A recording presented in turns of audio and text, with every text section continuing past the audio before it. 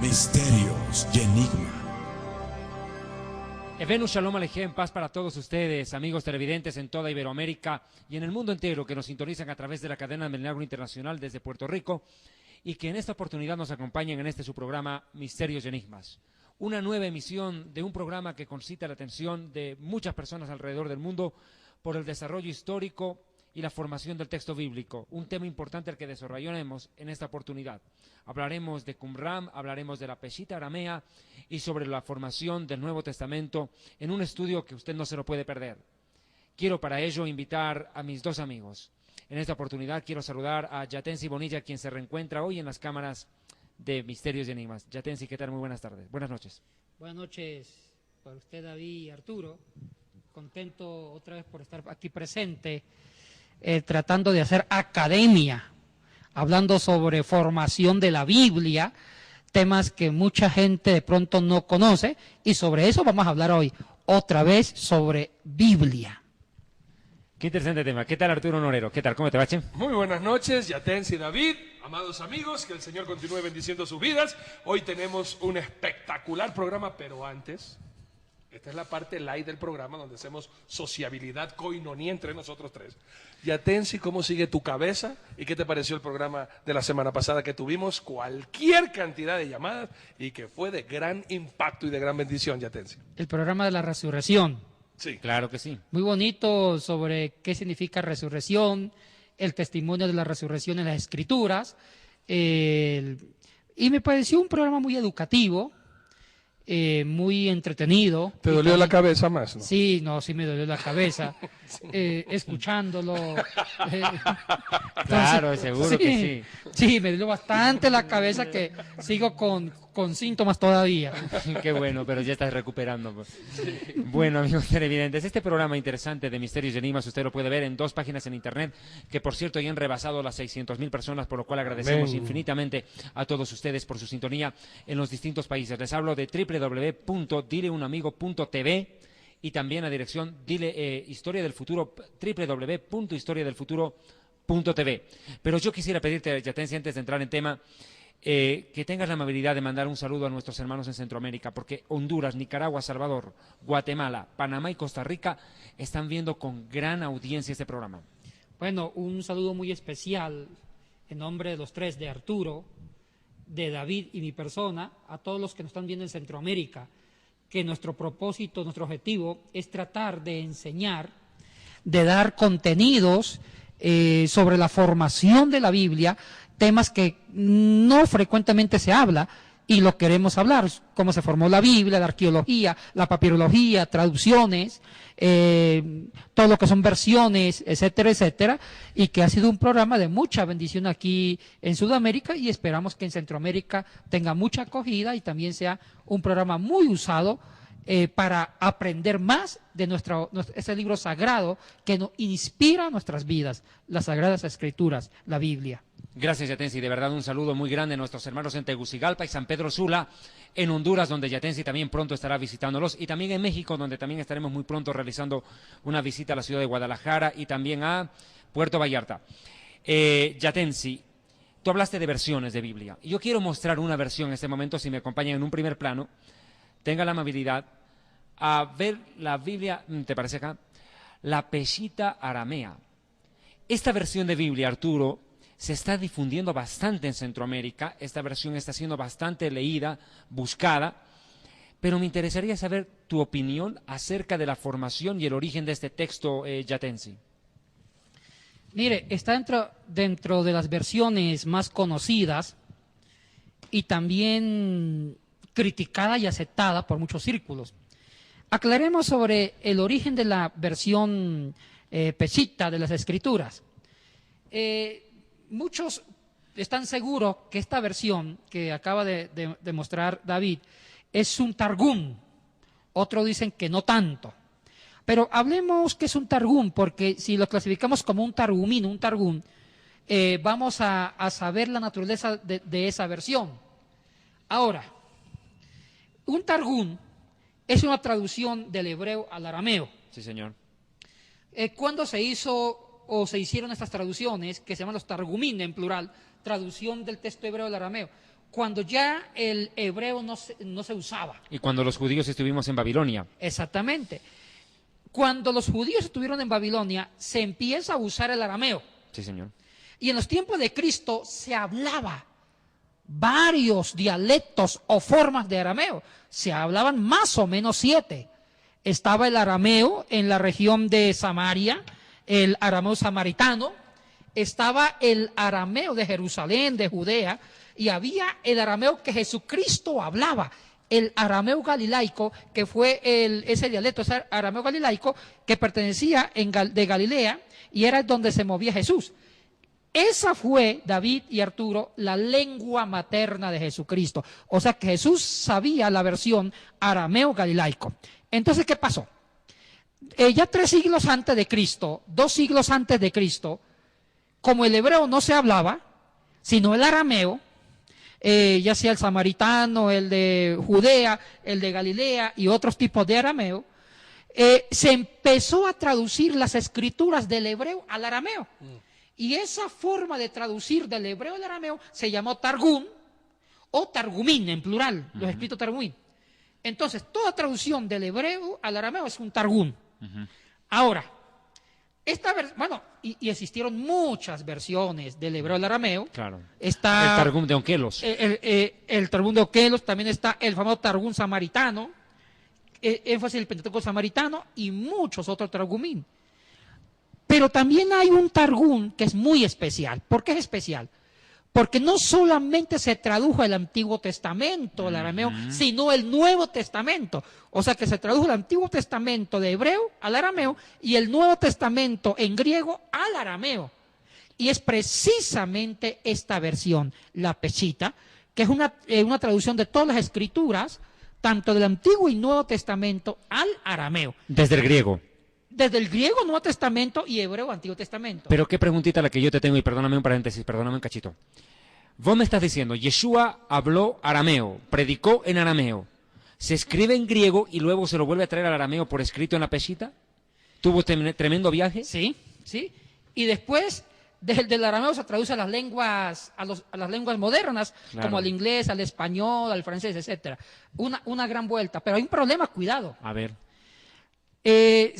Tradicionalmente se ha dicho que el Nuevo Testamento, los papiros, los manuscritos más viejos del Antiguo Testamento, cuando digo viejo no me mire feo, Arturo. Los manuscritos más antiguos del Nuevo Testamento dicen que han estado escritos en griego. Cuidado. Existieron escritos del Nuevo Testamento que estaban en arameo. Mateo.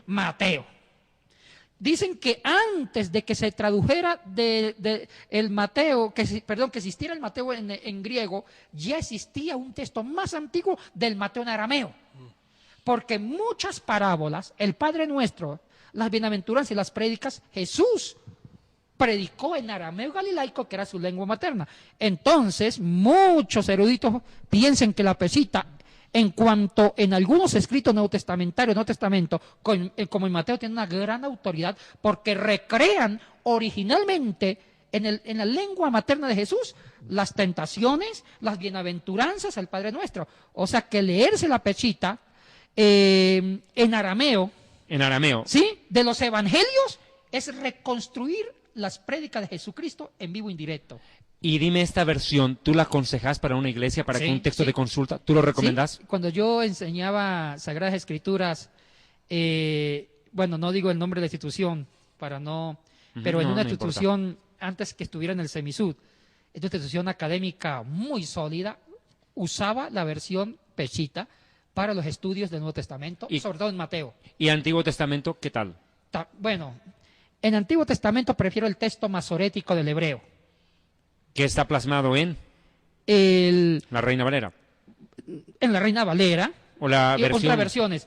Pero el texto arameo del Antiguo Testamento es bueno, pero prefiero mejor el texto masorético hebreo, que está traducido directamente del hebreo masorético a las lenguas vernáculas hoy. Pero el Nuevo Testamento, la Peshita, es un gran aporte en las parábolas de Jesús, en el tema del Sermón de la Montaña, porque se tradujo a la propia lengua materna de Jesucristo, ayudado por manuscritos escritos en arameo, sobre todo el Mateo arameo, el Mateo arameo antes del Mateo griego.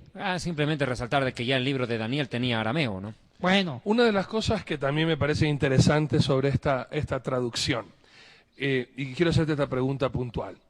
Esta traducción también tradujo los libros deuterocanónicos del Antiguo Testamento del griego al arameo. Me lo contestas después de este pequeño corte y enseguida volvemos con más de Misterios y Enigmas. No se vayan.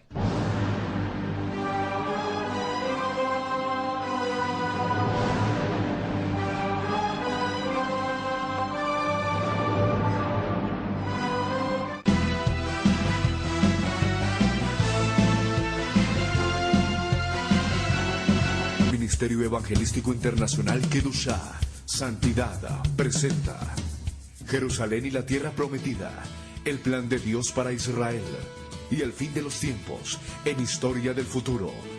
Porque para Dios, el futuro es historia.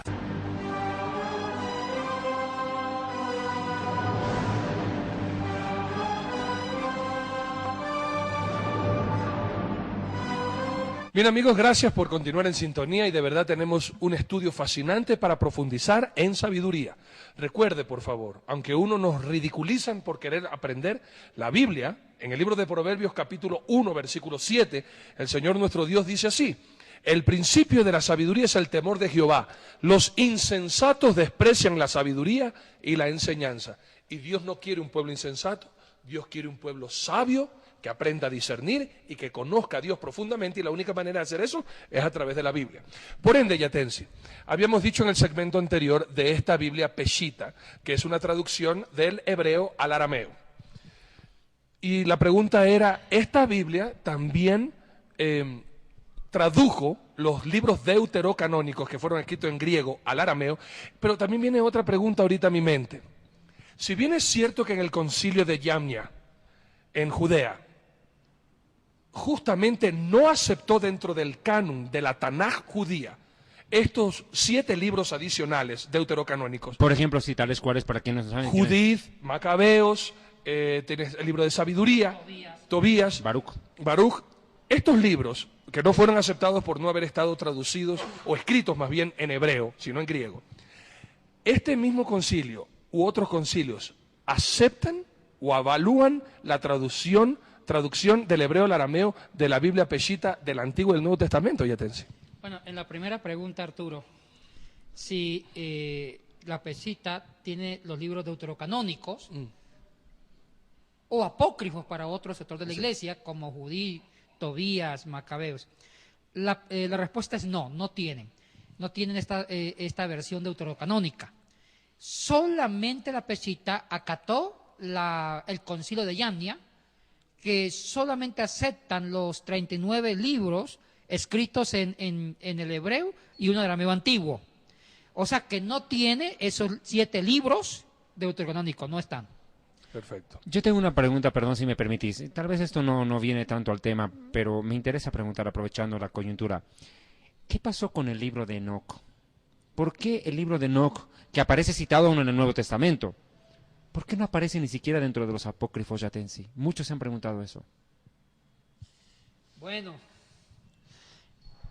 hay un libro apócrifo que habla sobre el arrebatamiento, habla sobre Enoc, pero no es considerado como un libro inspirado, porque fue escrito tardíamente. ¿En qué idioma? Fue escrito en hebreo, pero siglo II o siglo I antes de Cristo. Bueno, usted pregunta el idioma, que aquí es un problema.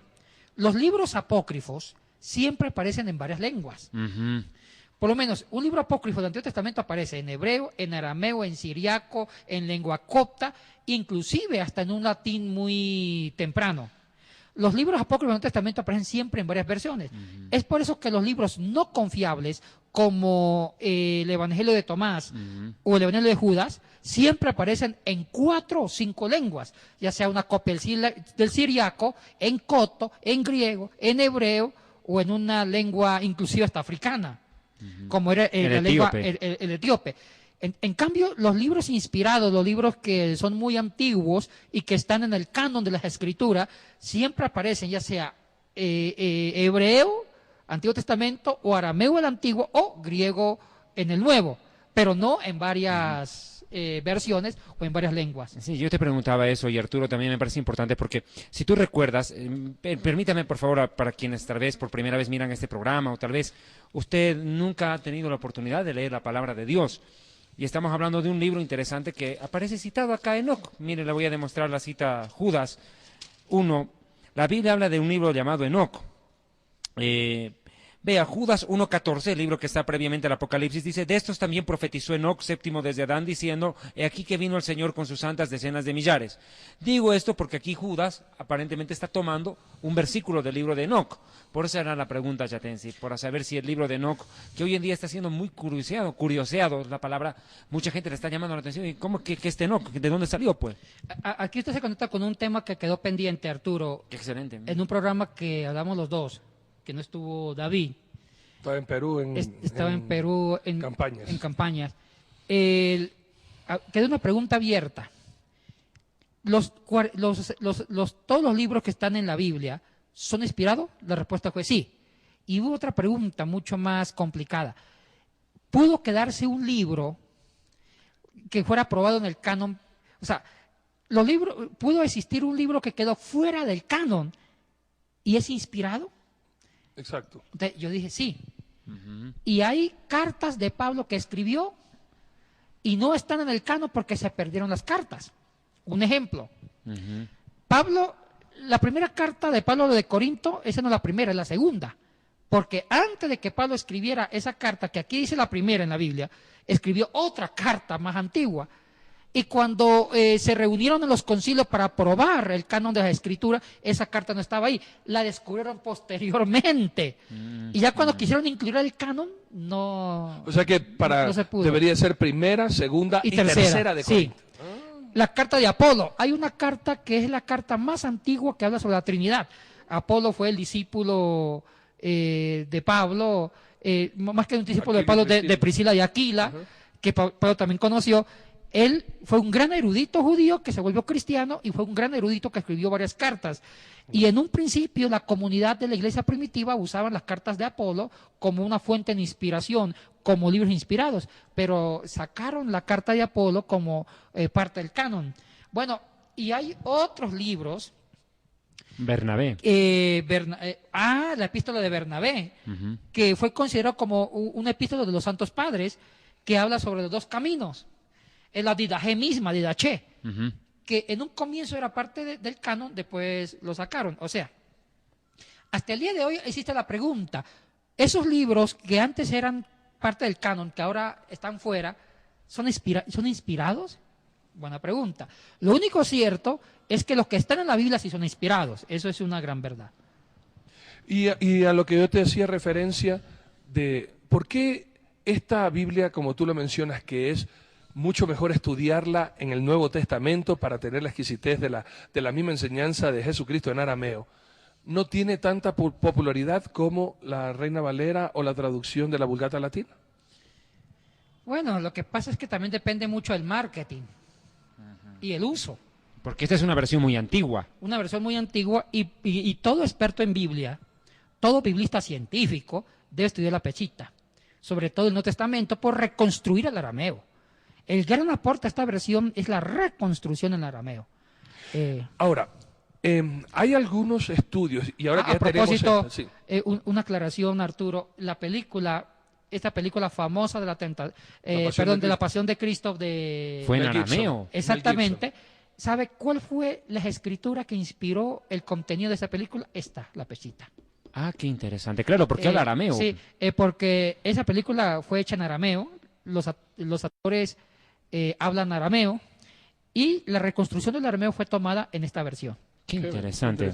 Por eso, bueno, una vez más la mostramos, ¿te parece? Sí, la Biblia Peshitta. Para que ustedes en su país Esta sí, origen puedan esta buscar. sí la pueden conseguir en cualquier Bueno, ¿dónde la consiguió? Acá en Quito, en el Centro de la Literatura Cristiana, nuestros CLC. amigos le mandamos un saludo también. CLC. Sí, señor. Perfecto. Ahora, una pregunta, Yatensi, que es muy importante. Hay algunas versiones, e inclusive algunos escritos, donde Mateo 28, 19 y 20, cuando hablamos del bautismo y el mandato de Jesucristo a bautizar, que se lo haga en el nombre del Padre, del Hijo y del Espíritu Santo, la Gran Comisión en la Reina Valera. A veces dicen que hay algunas traducciones donde dice que no debería ir el Padre, el Hijo y el Espíritu Santo, sino el nombre de Jesús. ¿Qué dice la Biblia Peshitta, David?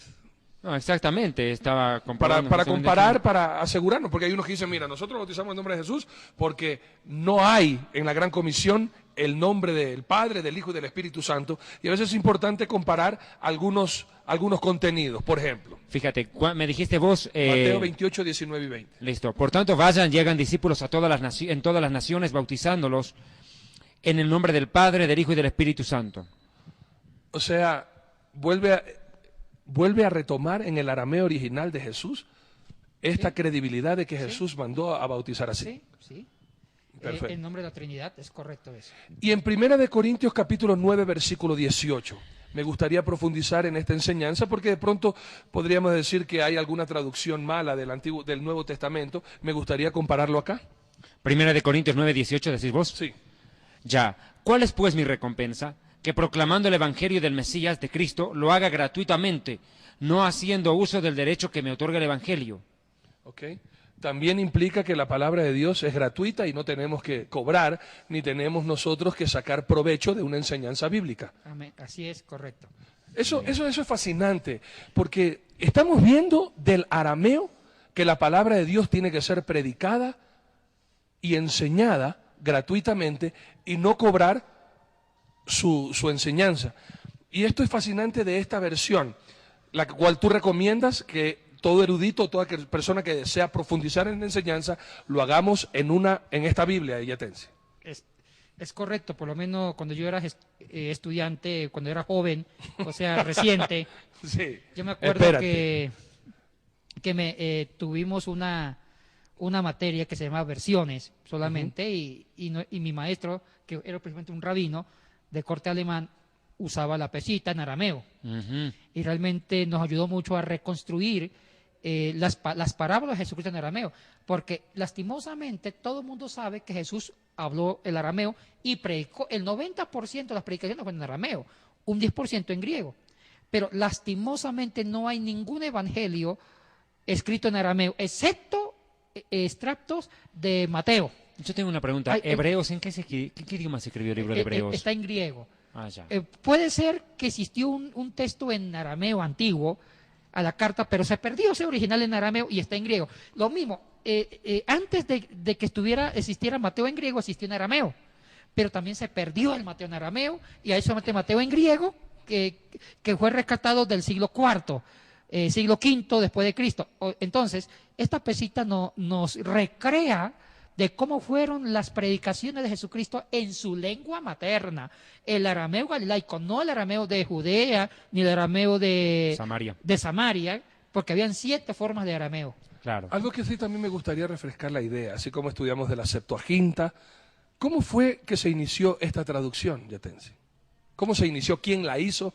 ¿De dónde salió la inspiración de cambiar y de traducir y de crear esta traducción? Bueno, siempre la iniciativa han sido por los escribas, los judíos mismos. Judíos mismos. Hay una escuela de los judíos que son los tanaitas, que usted debe haberlos, señor. los conoce. Son los más estudiosos de la Torá, ¿no? Ellos son los que se encargan de todas las versiones, inclusive de todas las escrituras. Perfecto. Los tamnaitas, Y de ellos salió esta traducción misma. sí, de los círculos judíos, pero más de los círculos judíos cristianos. No de los Perfecto. propios judíos no cristianos, sino de los judíos cristianos, porque ahí incluye el Nuevo Testamento. Obviamente, Perfecto. claro que sí. Pero haciendo un mero, diríamos, cambio a esto, me gustaría pasar a hablar de un tema que, sin descalificar con lo complementa. Yatensi, versiones de Biblia que han surgido a lo largo de la historia, hay muchas, pero la verdad es una sola, y en eso convergemos. Pero me interesa mucho tocar un punto que me parece clave. ¿Cuál? ¿Qué es Qumran y qué aportó a la historia de la formación del texto bíblico o qué avala de lo que ya estuvo traducido? Qumran, ¿qué es eso? Bueno, Qumran son unos manuscritos descubiertos más o menos hacia el año de 1947, después de Cristo. Hace poquito. Un año antes de la formación de Israel. Exactamente, cerca del Mar Muerto. Yo creo que usted... Conocidos también como los rollos del Mar Muerto. Los rollos del Mar Muerto, donde este descubrimiento revolucionó la formación y la teología del Antiguo Testamento, especialmente del profeta Isaías, y también influenció en el concepto del Mesías. Qué interesante, ¿no? ¿Qué te parece si nos vamos a un corte? Sí, justamente te quería decir eso para prepararnos para entrar en un tema fascinante que es la arqueología bíblica y qué aporta hacia la arqueología bíblica al contenido veraz de las Escrituras. Nos vamos a un pequeño corte y venimos enseguida. No se despegue de su televisor, que esto está buenísimo para seguir aprendiendo. Venimos enseguida.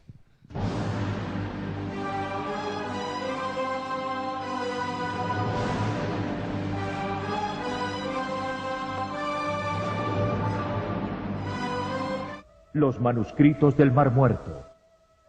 Todo empezó a comienzos de la primavera de 1947. Un beduino solitario se hallaba abatiendo siempre con tesoros escondidos. Muhammad el-Hamed, llamado Lobo, arrojó desaprensivamente una piedra en el hueco y quedó sorprendido al escuchar un ruido de cerámica rota. Muhammad se metió en la cueva. Cuando sus ojos se acostumbraron a la oscuridad, se encontró con varias vasijas intactas alineadas contra la pared. Salió apresuradamente de la cueva después de sacar el contenido de las vasijas y vio con desilusión que se trataba de rollos de cuero viejo y en mal estado. Maldiciendo su suerte y metiendo lo hallado dentro de su camisa, Muhammad se dirigió velozmente a Belén. Allí le contó el episodio a un zapatero local que también traficaba antigüedades, Khalil Eskander Yahin, mejor conocido como Kando. Corrió el rumor de que el beduino quería usar los pergaminos para arreglar sus sandalias. Quería hacer tiras de cuero. Pero como Kando era un profesional, le dijo que eso sería inútil, que los pergaminos eran muy frágiles y que sus tiras no servirían, pero que por otra parte podrían proporcionarle dinero. Muhammad volvió a la cueva para seguir hurgando mientras que Kando se fue a Jerusalén. Allí, en el monasterio de San Marcos, Kando le mostró los pergaminos al metropolitano de la Iglesia Ortodoxa Siria, Mar Atanasio Samuel. Y Kando envió estos libros por un intermediario al obispo de aquí. Y el obispo en ese entonces todavía no era obispo, sino un monje. Mar Samuel tenía la esperanza de que los pergaminos fueran textos cristianos tempranos, pero con el correr de los meses lo único que encontró en la prestigiosa École Biblique de Jerusalén, la escuela francesa de estudios bíblicos y arqueológicos. Los trajo a la École Biblique y fueron examinados por el padre Van der Ploeging y por el padre Marmagin. Ambos reconocieron en ellos textos bíblicos, identificaron a Habacuc y a Isaías, pero pensaron que ningún manuscrito podía haber sobrevivido 2000 años, por lo cual lo desecharon creyéndolos falsos. Entretanto, Muhammad volvió de la cueva con más pergaminos y los vendió a un mercader de Belén por la magnífica suma de 7 libras palestinas. Desde Belén una muestra de estos pergaminos llegó a Jerusalén por intermedio de una cadena clandestina de traficantes. En el invierno de 1947, Naciones Unidas estaba por decidir el reparto de Palestina. Mientras que viajar a Jerusalén se tornaba cada vez más peligroso, la ciudad fue dividida en 2 zonas separadas por alambres de púas y con control militar, la zona árabe y la zona judía. En la zona judía de Jerusalén, Elazar Sukenik, profesor de arqueología en la Universidad Hebrea, recibió una llamada urgente de un amigo. Era un traficante de antigüedades armenio de la vieja ciudad que insistía en que se encontraran inmediatamente. Sin un permiso, Sukenik no podía pasar a la zona árabe de la ciudad. El encuentro con su amigo armenio tuvo lugar en un puesto de control. El primer contacto de Sukenik con los antiguos pergaminos fue a través del alambre de púas que los separaba. Los diminutos fragmentos de pergamino le produjeron un escalofrío. Inmediatamente Sukenik se dio cuenta de que debían pertenecer a un manuscrito original más antiguo que cualquier pergamino hebreo conocido. Pero se le dijo que para comprarlo debía ir hasta Belén. Aunque había un servicio de ómnibus, un viaje a Belén era impensable porque estaba ubicada en plena zona árabe hostil. En cualquier momento podían producirse conflictos sangrientos. Esa noche la excitación era grande en la casa de Sukenik. Yigael Yadin, su hijo, escuchaba embelesado el relato de su padre. Como oficial de operaciones del ejército de novatos de Israel, Yadin sabía mejor que nadie la gravedad de la situación. Le rogó a su padre que no fuera a Belén. A la mañana siguiente, el 29 de noviembre de 1947, Sukenik se vistió como un trabajador palestino y tomó el ómnibus para Belén. A pesar del peligro, pudo realizar la transacción y regresó, no con uno, sino con 3 pergaminos antiguos envueltos en papel de diario. En el momento en que el ómnibus se acercaba a Jerusalén, Naciones Unidas votaba a favor del Estado judío y los desórdenes previstos desde hacía tanto tiempo no tardaron en estallar. Mientras arreciaban los disparos en la ciudad, Sukenik abrió cuidadosamente su precioso paquete y observó en los antiguos manuscritos al ejemplar más antiguo existente de la Biblia. Como transportado a otro mundo, Sukenik desplegó un rollo de 24 pies de largo y leyó las palabras familiares del profeta bíblico Isaías, copiadas unos 2000 años atrás, cuando el Imperio Romano dominaba en Palestina. A continuación desenrolló un extraño texto que narraba una guerra apocalíptica de 40 años de duración, al fin de la cual los hijos de la luz aniquilaron finalmente a los hijos de las tinieblas. Cuando amaneció, Sukenik estaba maravillado de lo que había leído y sus pensamientos se dirigieron a la misteriosa secta esenia mencionada por escritores de la antigüedad. Entretanto, Mar Samuel había encontrado finalmente a alguien dispuesto a analizar seriamente sus rollos de pergamino. Especialistas de la Azor, la Escuela Norteamericana de Jerusalén de Estudios Orientales, desplegaron y fotografiaron los textos. Otra copia del libro de Isaías, un rollo con detalles de la vida y las prácticas de un grupo que se autodenominaba simplemente la Comunidad.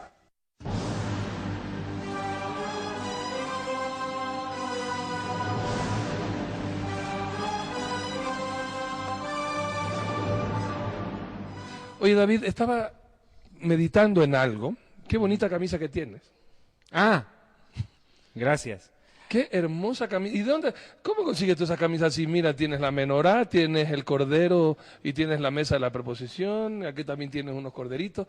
¿De dónde sacaste esa camisa tan bonita? Yo quiero agradecer a los hermanos que están en Cuenca, acá en la República del Ecuador, la tercera ciudad de este país, que han tenido hace poco tiempo atrás la amabilidad de recibirme en una campaña que hicimos en el Coliseo de la ciudad de Cuenca, y tuve la oportunidad de conocer a una familia, la hermana Tinoco, hermanas muy amables que han tenido la amabilidad de hacerme este bordado, un regalo muy bonito. Es artesanal. Esto es cuencano, Sí, ecuatoriano. Señor. Sí, señor. Muy lindo. Hermanos de Cuenca, no se olviden de Yatensi. ¿Qué size eres tú? Medium. Size medium. Sí. Y yo 2XL. Bueno, hablemos un poquitito acerca de Qumran. Los rollos del Mar Muerto fueron, y permítame hacer esta pequeña introducción, Yatensi la complementa, fueron escritos por una comunidad judía llamada la comunidad esenia. Era un grupo que se había apartado al desierto debido a la gran apostasía que vivió mi pueblo previos días y previos años al nacimiento de Yeshua HaMashiach, Jesús el Mesías, y el surgimiento de los Talmidim, los discípulos. Los esenios se establecieron, como bien dijo Yatensi, cerca al Mar Muerto, sufrieron persecuciones. Se cree, y eso lo preguntaré enseguida a Yatensi Bonilla, que Juan el Bautista surgió de en medio de esa comunidad. Ellos estaban abiertamente opuestos al sacerdocio que en aquel momento tenía a cargo el templo de Jerusalén. Tenían verdaderos problemas, inclusive sufrieron persecuciones a manos de Herodes y también de Anás, Caifás y el Sanedrín, que en aquel momento, corrompido por cierto, oficiaba en el templo. Como ya lo dijimos en algún programa anterior, Yeshua, recordarán ustedes, tuvo tremendos problemas con los fariseos y con los sacerdotes, a los cuales expulsó del templo por haber convertido la casa de Dios en una casa de ladrones, en una cueva de comercio. Entonces los esenios, en esto sí hay que ser claro, sufrieron y vivieron situaciones bastante difíciles. Pero lo importante de los esenios es que no solamente dejaron una historia, sino que plasmaron su historia y dejaron algo que hasta el día de hoy es base de la arqueología bíblica moderna. El Estado de Israel se funda el 14 de mayo del 48, pero ya el 47 descubren los rollos del Mar Muerto. ¿Cómo se descubrieron? ¿Juan el Bautista era un esenio? Ahora, el descubrimiento de los rollos del Mar Muerto lo hace a través de un pastorcito, de un campesino, que descubre unas tinajas, y va y lo entrega a otra persona, como que los vende, este pastor, este muchacho no sabía lo que había descubierto. Bueno, se escapa un animalito de su ganado al principio y lanza una piedra y suena una vasija dentro de una cueva, y es como que descubren, ¿no? Descubre, y ya cuando empiezan los arqueólogos, la Universidad de Jerusalén, a ver el contenido de las tinajas, descubren la riqueza. La riqueza. Ya estaban, los manuscritos estaban deshechos. Se tomaron muchos años primero para reconstruirlo y después traducirlo. Todavía no se traducen todos los manuscritos, porque hay una gran cantidad de manuscritos todavía deshechos que lo están reconstruyendo y se han tomado más de 50 años para reconstruirlos y traducirlos al inglés primero y después a otras lenguas. Ahora, yo quiero hablar más de los esenios, que son los responsables teológicos de los contenidos de los rollos del Mar Muerto. Los esenios aparecieron en la época de los macabeos. Posiblemente fueron fundados en el siglo II a.C. bajo la invasión de los seleucos, los seleucidas. Entonces, los esenios, como usted lo dijo, David, eran un grupo de monjes célibes. No tenían suegra, no estaban casados, no tenían hijos. Vivían felices, alejados. ¿Ya? Se alejaron de la ciudad de Jerusalén porque ya no creían en el templo. Ellos le perdieron el respeto al templo. Tampoco creían ya en tanto en la Torá escrita, sino más en la Torá interpretada. Y los esenios son los que influenciaron la teología de Jesucristo. Los esenios influenciaron en la teología del Nuevo Testamento. ¿Por qué? Ellos son los padres de la neumatología. El Espíritu. Del Espíritu Santo. Ellos fueron los primeros que hablaron de la obra del Espíritu Santo. Ellos fueron los primeros que hablaron también de la resurrección de muertos, que los fariseos tomaron. Claro, porque los saduceos lo negaron. Sí, y ellos fueron los primeros que también hablaron de una obra redentora del Mesías. También ellos hablaron de la pureza e inclusive la castidad, y hacían votos. Y es por eso que se sospecha que Juan el Bautista era un esenio, porque no se casó, vivía como un ermitaño y en el desierto, apartado totalmente. Casto. Entonces, y también creía mucho en la influencia de la neumatología. A ellos se les consideran como los padres de la teología del Nuevo Testamento, que Jesucristo tomó la base de ellos para construir su teología cristocéntrica. Yo me atrevo a decir que los esenios ya fueron preparados por Dios para abrir el camino de la predicación de Jesucristo y de los apóstoles. Yatensi, algo increíble que viene ahorita a mi mente, y por favor, esta es una enseñanza para toda la iglesia. Aquí están dos eruditos que hablan profundamente verdades. Sin embargo, dijeron que Juan el Bautista posiblemente también venía o era parte de estos esenios. La importancia de lo que hemos siempre querido nosotros tres motivarles a ustedes es buscar en la Biblia. No es que decir Juan el Bautista, sí, así hacer y vamos a repetir eso. Ahora vamos a entrar lo que yo les digo. Como dijeron que Juan el Bautista tal vez era un esenio, ahora viene esta pregunta. Vamos a la Biblia. Si bien es cierto, Yatensi, y bien dicho porque así lo es, estos eran unos rebeldes, estos eran unas personas que se habían apartado y no creían en el templo. Apenas escuché yo de Juan el Bautista, vino a mi mente la Biblia, que el papá de Juan el Bautista era un sacerdote del templo. Era de mi tribu, era Levi, pues. Por supuesto. Entonces, pero aquí vamos a ver que él, justamente el papá, este hombre llamado Zacarías, su mujer Elizabeth era de la tribu de Aarón. ¿Eso qué implica? Implicaría que los padres eran Levitas. servidores del templo, Yo- y si Juan el Bautista sale y se hace de esta nueva rebelión, se lo hace por cuenta propia y cuando él es adolescente o más adelante, pero que él nace de padres que servían en el templo.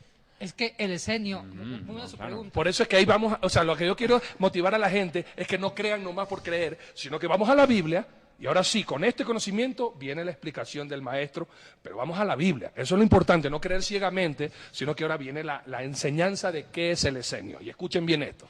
Primero le motivo a ver en la Biblia, y ahora sí, la enseñanza del maestro. Échele. Los esenios era un grupo de protesta Bien contra hecho. la apostasía del templo. No eran una tribu, no ni era una eran- tribu. No. Ok, Fue perfecto. un grupo que ya no creía en el templo, que ya no creía muchas teologías de los judíos por su mal testimonio. El judaísmo rabínico, ¿no? Exactamente. No creen en el judaísmo rabínico, se apartan para buscar otra forma de entender a Dios, Otro culto. otro culto, otro estilo, otra tradición. Entonces, y es más, asústense, muchos esenios eran sacerdotes antes. Claro, señor. Muchos esenios eran levitas, Lógico. eran escribas, no eran cualquier caído de la hamaca. Los Exacto. esenios eran eruditos, Bien hecho. escribas que al estudiar tanto el Antiguo Testamento dijeron, El por Mesías aquí- viene por ya. aquí- sí, por aquí no va la nueva teología de los rabinos. Se apartaron por saber tanto y fueron la base Excelente, del me pensamiento encanta, cristiano. me encanta esta Como Juan. enseñanza. Pero aquí vale la pena, tal vez alguien que conoce algo de Biblia puede decir, ¿los celotes tenían algo que ver con esto? Nada, No, nada eran que ver, un por grupo favor. enemigo. Ok, muy importante Mire, en los conocer esto. tiempos de Jesucristo, Arturo, habían muchos grupos judíos opuestos. El judaísmo religiosamente estaba dividido. en los tiempos de Saduceos, Cristo. fariseos, Los- levitas corrompidos, levitas Herodianos. sanos, herodianos. No, herodianos más eran Celotes, políticos, celotes, esenios, asirios. Ok. samaritanos. Y eran grupos contrarios. Pongamos, los saduceos eran la aristocracia, no creían en la resurrección. Los fariseos sí creían y eran contrarios a los saduceos. Los escribas contrarios a los fariseos. Los esenios contrarios a todos. Y los asirios amigos de los esenios. Entonces, era, Los caraítas también mire, existían. estudiar el contexto Histórico. histórico de Jesús Excelente. es para un PhD. Y yo, es más, yo Y les aquí lo vamos a recomiendo un enseñar, libro. Y yo les recomiendo un libro, pues, con todo respeto. La vida en los tiempos de Jesús el Cristo, del judío Alfred Edersheim. Excelente libro. O La vida en los tiempos de Jesús el Mesías de Edersheim, que un judío que en el siglo XVIII reconoce a Yeshua como su Señor y escribe 2 volúmenes excelentes en los cuales describe quiénes eran cada uno de estos personajes. Es más, lo habíamos dicho previamente antes de este programa, sería muy lindo, y lo haremos, un programa para identificar a cada uno de los personajes que aparecieron en el Espectacular. Nuevo Testamento. Espectacular. ¿Quiénes eran un fariseo? ¿Quién era un saduceo? Pero bueno, pero ya hay una cosa más que quiero mencionar. Quiero dejar claro esto. Yohanan Hamikbae, así se le llama, Hamikbae, Juan el Bautista. El Bautista quiere decir purificador, el que purifica por medio de agua. Ok, era hijo de un Cohen Gadol, de un sumo sacerdote. Zacarías no era cualquier sacerdote. Entró al lugar santísimo por turno, una vez al año, en el día de la expiación, el Yom Kippur, y ahí es donde queda mudo, pues. Así es. O sea que no era cualquier levita. En eso muy bien dice Yatensi. No era un sacristán. No era un Eso era sacristán. importante clarificar. Era el líder máximo del pueblo judío, el líder sacerdotal más importante El del jefe pueblo del judío. Sanedrín. El jefe del Sanedrín, era Hanasí, el príncipe. Entonces, ¿qué ocurre? Los levitas de mi tribu, al ver la corrupción, que después en mí, por eso te digo, y eso lo va a corroborar Yatensi, y si no acabamos en este programa, no importa, en el siguiente seguimos hablando de Qumran, porque hay algo que yo quiero destacar. Todo lo que los esenios criticaron del templo fue lo mismo que Yeshua criticó. Exacto, criticó los mismos puntos de vista. Por ejemplo, Yeshua les dice a los fariseos, hipócritas, habéis cambiado la palabra y el mandamiento por la tradición de los hombres. ¿Y qué protestaban los esenios? Exactamente lo mismo. ¿Se podría decir que los esenios en aquel entonces es lo que vino a hacer después Martín Lutero? Sí, sí. Los esenios representan, simbolizan una reforma judía, porque ellos fueron los que impulsaron al Espíritu Santo, que es una de las piezas fundamentales de la doctrina cristiana del Nuevo Testamento hasta el día de hoy, la pneumatología. Inclusive tiene un corte hasta pentecostal los esenios. Y otra cosa que enfatizaron mucho fue el bautismo como Claro. perdón de pecados. Exacto. Como los bautistas. Para ellos Juan. el agua purifica. Por eso Juan El el purificador. bautismo era importante para ellos. También enfatizaron mucho la resurrección de los muertos, que los fariseos trabajaron muy bien. Enfatizaron mucho el mesianismo, pero un mesianismo de corte espiritual, no de corte celote. No político, no Es militar. por eso que la teología de los esenios es el colchón para la teología del Nuevo Testamento, sobre todo en Juan. Ahora, otra cosa importante sobre los esenios. Los rollos del Mar Muerto ayudaron mucho a un estudio más renovador del Antiguo Testamento. Un profeta que ellos trabajaron, que ellos se saborearon, fue Isaías. Claro. Porque los rollos del Mar Muerto trabajan mucho el profeta Isaías y aportan mucho sobre el mesianismo en los tiempos de Jesucristo y sobre la perspectiva de Isaías sobre el Mesías, gracias a los esenios. Es que aquí hay algo que tenemos que complementar tanto tú y yo. Y claro, Arturo, obviamente. Pero desde el punto de vista histórico y judío quiero decir esto. Los esenios se apartan al desierto. ¿Por qué? Por la apostasía. ¿Pero para qué? Fueron los que mejor entendieron que ese era el tiempo cercano a la aparición del Mesías. Ellos se apartan para esperar al Mesías. Eso es importante resaltar. La espera. Bueno, yo creo que ya quedó contestada la pregunta. ¿Qué te evita, no? Arturo, si Juan fue o no fue esenio. Bueno, en un comienzo no pudo ser esenio porque era hijo del sumo sacerdote, Claro. pero él se hizo esenio como muchos esenios se hicieron, Perfecto. porque muchos fueron sacerdotes. Muchos levitas se hicieron esenios, sería lo correcto. Un celote famoso, para que la gente diga celote. Un celote famoso en el Nuevo Testamento que puedas recordar para que la gente diga, ah, ya, ahora sí ya Judas entiendo. Iscariote. Perfecto. ¿Otro más? De ¿Te pronto, acuerdas tú, Barrabás? Barrabás fue un celote Claro. comprobado con ganas de destruir al gobernador Matar a romano, todos los a Pilato. romanos. Es por eso que Pilato no quería soltar a Barrabás. Él prefería matar a Barrabás antes que a Jesucristo, porque entre Cristo y Barrabás era más peligroso Barrabás. Es por eso Era un Che Guevara. que Pilato, por intereses políticos, defendió hasta lo último a Jesús. Es que aquí hay algo que yo Qué quiero resaltar. interesante todo esto lo que estamos aprendiendo, ¿verdad? Qué bendición que Dios nos regale este espacio, David. Ya para cerrar casi el programa, Arturo, yo quiero resaltar algo sobre los celotes, cortito. No me gustó mucho, y tengo que ser franco, el término rebeldes para los esenios. No, yo los llamaría reformistas. Rebeldes los llamaría sí a los celotes, que ellos querían una revolución y esperaban un Mesías político y militar. En cambio, los esenios esperaban un libertador espiritual. Eso fue el aporte de Juan. Está bien, muy bien. Perfecto. Pues bien, mis amados amigos, algo El próximo importante, no, lo que viene a continuación, David y Yatensi, va a ser algo espectacular, programas muy instructivos. Esto es lo que tenemos, lo que Dios ha puesto en nuestro corazón, instruir al pueblo para que aprendamos, conozcamos. Imagínese usted, ¿por qué razón lo que venimos a aprender recién ahora? Especialmente que acabamos de pasar Semana Santa, mucha gente gritaba Barrabás, ¿y por qué Poncio Pilato no quería aflojarlo? Ahora ya lo entendemos. Porque Barrabás era una persona que movía masas para querer acabar el imperio romano. Eso era el grupo celote. Personas que estaban en contra, radicalmente en contra, los romanos, a tal punto de querer pelear y matar y destruir. Y por eso había caído Barrabás, justamente por sedición y por homicidio, cayó preso. Sí, señor. Entonces, nos vamos a un pequeño corte y venimos nuevamente para dar un resumen y una despedida con la bendición del Señor nuestro Dios. Ya venimos.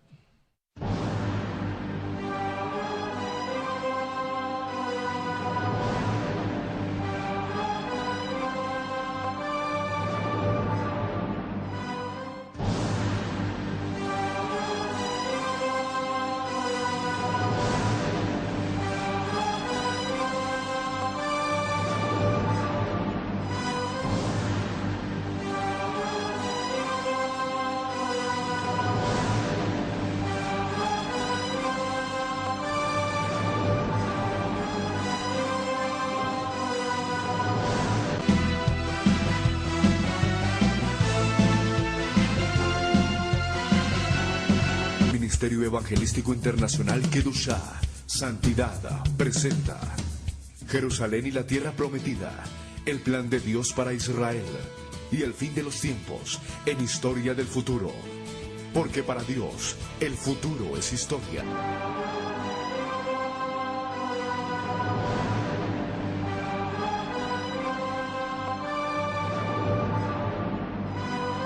Muchas gracias, amigos televidentes. Este es su programa Misterios y Enigmas, que usted lo puede ver en www.dileunamigo.tv y www.historiadelfuturo.tv, y también puede escribirnos al correo que aparece en pantalla, desde el cual nosotros estaremos revisando cada una de sus preguntas para, en un próximo programa de 1 hora entero, dedicarnos a responder sus interrogantes, amigos televidentes que nos miran en todas las naciones a través de la internet y del programa que se difunde también por Cadena del Milagro Internacional desde Camuy, Puerto Rico, y mandamos un saludo a nuestro hermano Gille Ávila y también al pastor Jaime Puertas de la Misión Luz del Mundo, que está también en Israel apoyándonos, y también ya pronto estaremos saliendo en 4 canales televisivos de la Luz del Mundo en el mundo entero.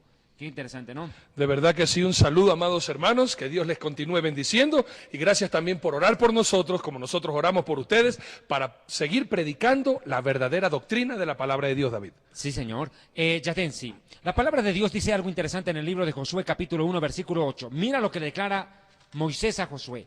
Nunca se apartará de tu boca este libro de la ley, sino que de día y de noche meditarás en él para que guardes y hagas conforme a todo lo que en él está escrito, porque entonces harás prosperar tu camino y todo te saldrá bien. Dios nos manda a lo largo de la Escritura a ser fieles a la palabra escrita. Uno de los grandes dilemas con los cuales los esenios se confrontaron, y Yatensi lo ha corroborado y seguramente lo refrendará, es que los esenios tuvieron que aguardar al Mesías en un momento muy duro. Segundo lugar, había una apostasía tan terrible donde surgieron grupos que se puede llamar hasta de falsos profetas, que sostenían revelaciones privadas. Cada cual se creía dueño de la propia revelación, de la propia verdad. En cambio, los esenios, al ver a tanto grupo religioso con su propia doctrina y con su propia secta y con su propia religión y su propio interés, ellos trataron de ser puros a lo escrito. A lo escrito, es importante resaltarlo.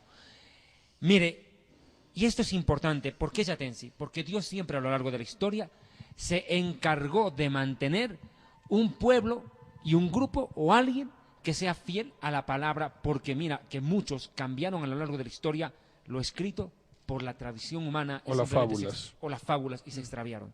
Creo que es el más importante aporte de los esenios, ¿no? Yo creo que sí, estoy muy de acuerdo con usted, David. Los esenios es como un remanente. Me gusta esa palabra. En la historia de los siglos II antes de Cristo, 1 y hasta 3 siglos después de Cristo, ellos se constituyeron como la esperanza religiosa y espiritual de Israel.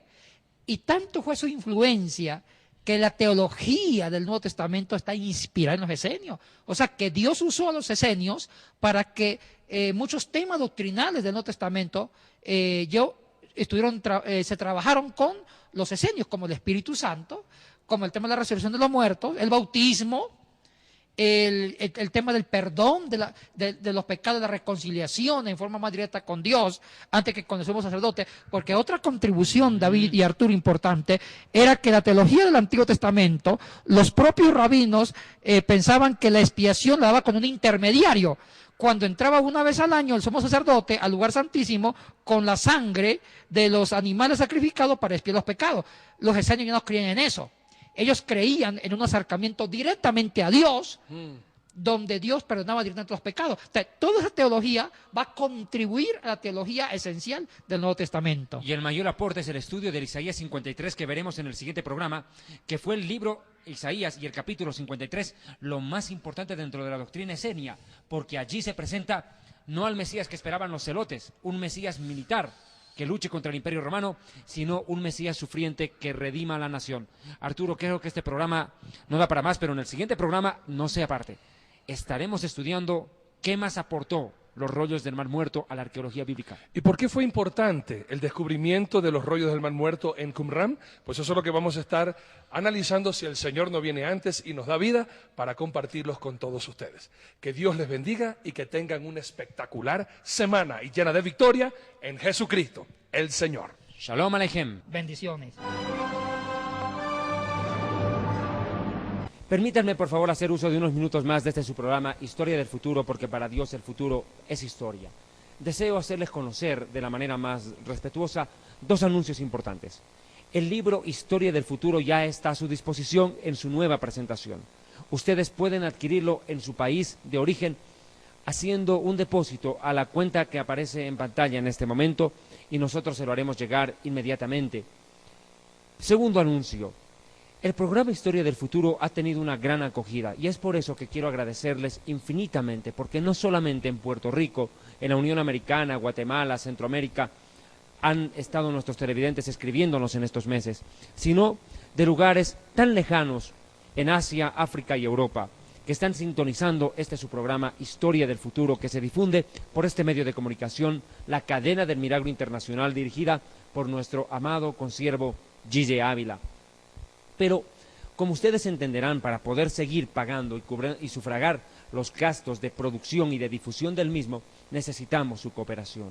Si Dios pone en su corazón cooperarnos, por favor, no lo dude, no piense dos veces. Necesitamos de su ayuda urgentemente para poder seguir cancelando los costos que obviamente demandan la difusión de este programa televisivo que tanto interés ha despertado en el mundo entero, porque debido a las enseñanzas escatológicas la gente está despertando, la iglesia está despertando, preparándose en santidad porque Yeshua viene pronto.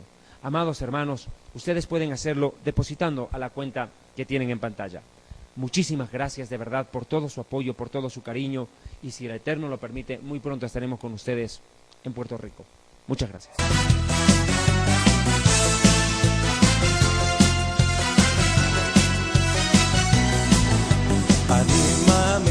אני מאמין באמונה שלמה בביאת המשיח. אני מאמין